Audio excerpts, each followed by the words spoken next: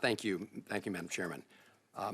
Madam Secretary, it's good to see you. Good to see you too. And I was glad to see in your recent testimony that you reaffirmed your obligations to uphold the Constitution of the United States.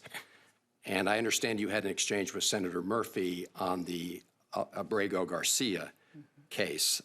And so I'm just going to put the question directly to you. Are you or DHS doing anything to comply with the 9-0 Supreme Court order to facilitate his return to the United States? Just yes or no. This administration is following all federal court orders. Madam Secretary, this is a simple question. It's the president's prerogative on conversations that happen with the president of El Salvador. I ask a simple question.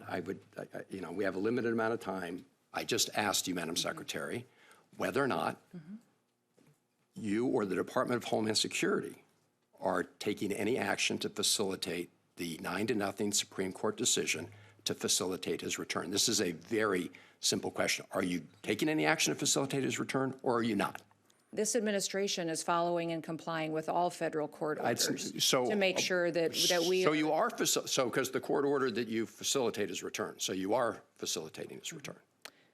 Sir, Senator, thank you for the question. But what I would tell you is that we are following court orders, and that your advocacy for a known terrorist is alarming to me. Madam Secretary, it's alarming to me because he's a human smuggler. Madam Secretary, I'm going to have to reclaim my terrorist, and he's not a U.S. citizen. He's a citizen of El Salvador, and he's home. If he were to come back Madam here, Secretary, we would take him immediately. All right, back I'm going to have to, Madam Secretary, you should know a couple facts then, which is, number one, in 2019, the immigration court said that he should not be returned to El Salvador because it would put his life in danger. The Trump administration at the time did not appeal that decision. After that, he got a work permit and was working legally in the United States of America. This is also why the district court and the appellate court and the Supreme Court have ruled as they have. I suggest that rather than make these statements here, that you and the Trump administration make them in court under oath, because despite what you just said, the federal district court whose judge is hearing this case right now said, and I'm quoting, that the administration has provided no evidence linking Abrego Garcia to MS-13 or any other terrorist activity.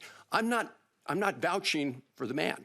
I'm vouching for his due process rights. Yes, you are, sir. You've no, been vouching for Madam him. Secretary, with respect. I would suggest that you defend and stand alongside the victims of illegal crime. This is political rhetoric. The citizens who live here and are United States Americans. I would suggest you advocate for them as hard as you do. Madam Secretary, I know you're doing a political speech here. No, I'm I not, get it. sir. I'm asking questions of law. No, you're just spewing rhetoric. I truly believe this. I truly believe this as an American. Let me ask you this: Do you agree?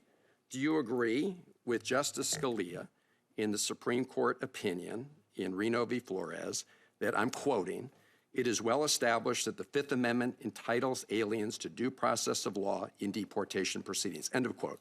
Sir, we are utilizing every due process tool that this Congress has afforded us. The Congress decides what due process is appropriate for every situation. Expedited removal is a due process that you have afforded us that we are utilizing. The Alien Enemies Act. I'm going to reclaim my time, Madam Secretary. So we are giving due process and using the tools that this Congress has given us. This is really, I'm asking sort of simple questions of law, and simple questions like, are you complying with the 9-0 Supreme Court decision? And you seem to think that's some kind of trick question.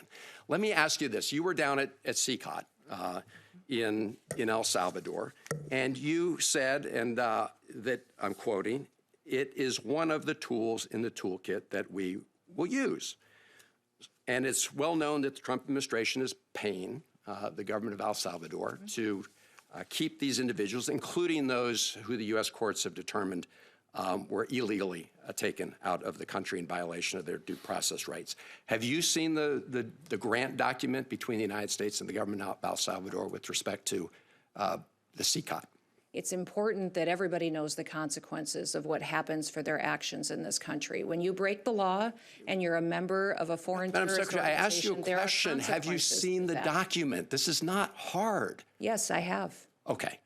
And What are the provisions of the doc? So do you know what entities in El Salvador are receiving the funds? Sir, I'm sure you can see this document as well and have looked at it for evaluation. I'm glad you raised that, Madam Secretary, because I sent you a letter along with many of my colleagues here on April 8th asking for, among other things, that document. Will you respond to the letter that we sent? I will respond to your letter. Thank you. Can I get some sense of when?